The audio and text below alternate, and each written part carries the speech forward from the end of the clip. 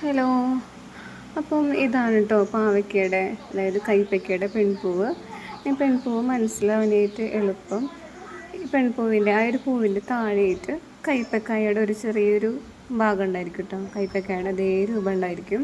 അപ്പം അങ്ങനെയാണ് കേട്ടോ പെൺപൂവ് നമ്മൾ മനസ്സിലാക്കിയെടുക്കാം. പിന്നെ ആൺപൂവിന് അങ്ങനെ അതൊരു ജസ്റ്റ് ഒരു ഫ്ലവർ മാത്രമായിരിക്കും. അങ്ങനെ ഒരു കൈപ്പക്കായുടെ രൂപം അതൊന്നും ഉണ്ടാവില്ല, ജസ്റ്റ് ഒരു പൂവ് ഉണ്ടാവും, അതിന് പിന്നെ ഒരു മുകളുണ്ടാവും. അപ്പം അത്രയേ ഉള്ളൂ ആൺപൂവിനെ.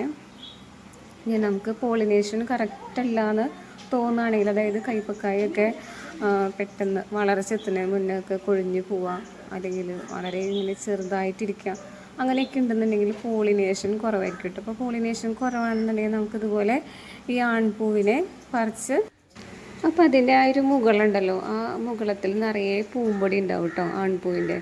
അപ്പോൾ അത് പെൺപൂവിൻ്റെ ആ ഒരു സെൻറ്റർ പോർഷനിൽ നന്നായിട്ട് റബ്ബ് ചെയ്ത് കൊടുക്കണം.